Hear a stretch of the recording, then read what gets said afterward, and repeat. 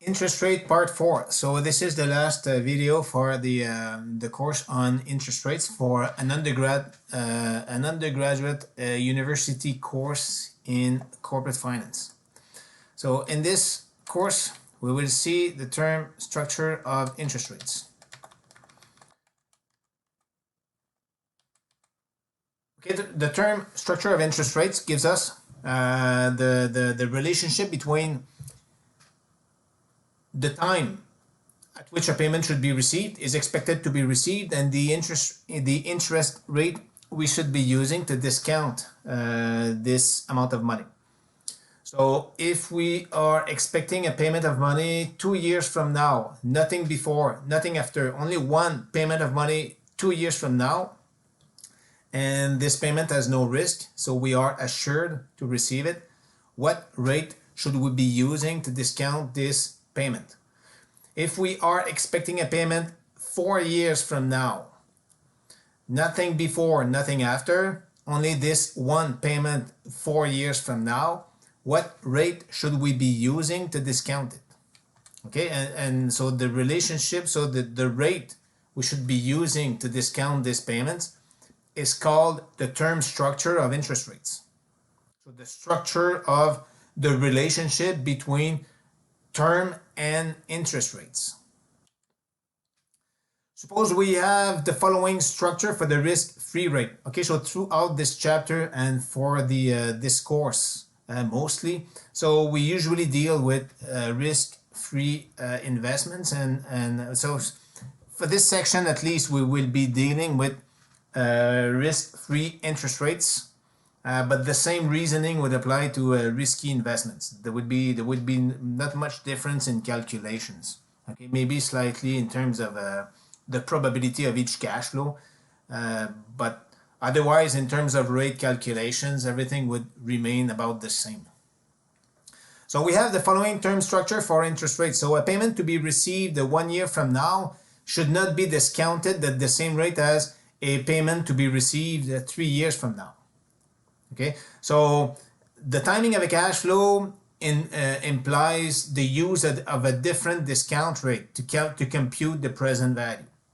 So if we expect in the coming 4 years the following 4 payments, C1, C2, C3, and C4, well, C1 has to be discounted using R1, C2 has to be discounted using R2, compound over 2 years. Okay, so these are annual rates. So when we use C3, we need to compound C3 over 3 years because the use of C3 implies that the payment will be received 3 years from now, and so we have to discount it by 5.95% on each of these 3 years. So the present value is C3 over 1 plus the interest rate, the risk-free interest rate over 3 years to the power 3. Okay, and same thing for the payment to be received 4 years from now. So look at the notation. So R02 means your discount rate to be used, okay, for a period between 0 and 2 years. Okay, from at time 0, so the rate to be used at time 0 when discounting a payment to be received at time 2. R03, so the rate to be used at time 0 when discounting a payment to be received at time 3. Okay, so C1 discounted over 1 year, C2 discounted over 2 years at the rate 5.6%, C3 discounted over 3 years at the rate 5.95%, and C4 discounted over 4 years at the rate 6.15%. Good. Yield curve and the discount rate. So an upward sloping yield curve is generally a sign of optimism. So as time passes by, returns will become better.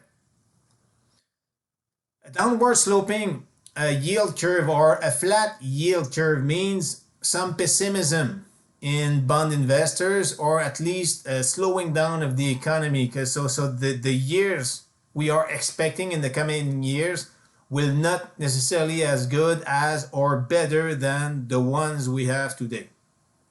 Okay, so downward sloping is often a sign of pessimism, or it's announcing the end of an expansion cycle, whereas an upward sloping yield curve means everyone's happy. Here's an example. So we have the following yield curve: 5.5, 5.6, 5.95, and 6.15.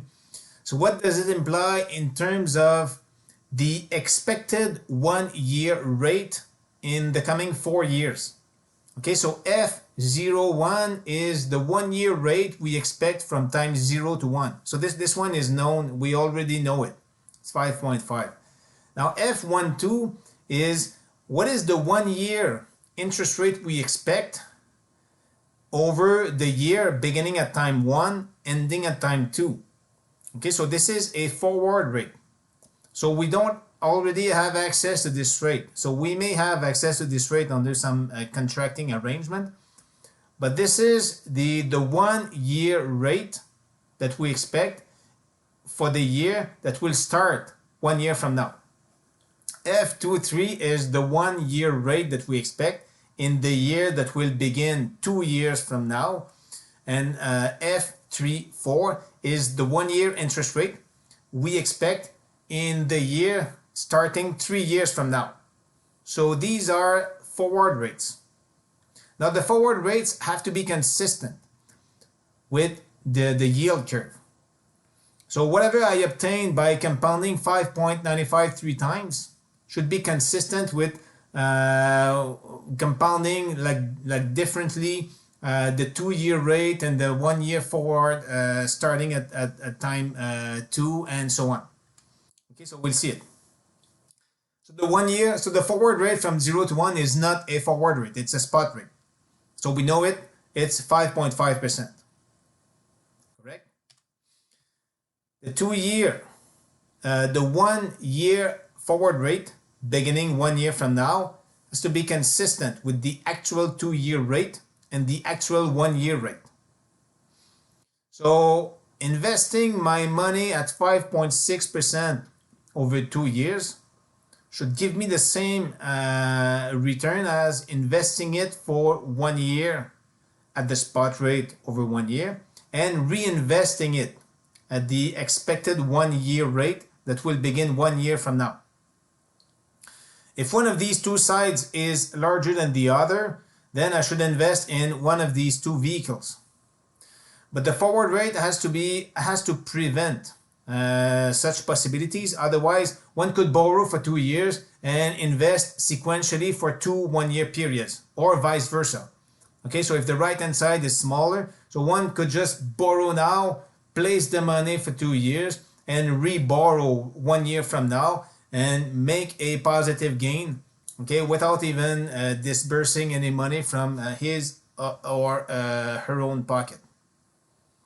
So this gives us a forward rate for the 1 year beginning 1 year from now of 5.70%. So putting money in an account earning 5.5% and reinvesting the money and the proceeds at 5.7% is equivalent to investing the money over 2 years at 5.6%. We keep going. So the 1 year rate that is expected to prevail 2 years from now has to be consistent with the spot 3 year rate we know from the yield curve, as well as the 2 year rate. So investing the money in an account that's frozen over 3 years at the rate of 5.75% has to produce the same return as freezing the money for 2 years and reinvesting it for 1 year, 2 years from now. This gives us a forward rate of 1 year, beginning 2 years from now, of 6.65%. And same thing with the forward rate over 1 year, beginning 3 years from now. So freezing the money for 4 years has to be equivalent to freezing it for 3 years at either of these spot rates, plus reinvesting it at the forward rate for 1 year after 3 years. And this gives a forward rate of 6.75%.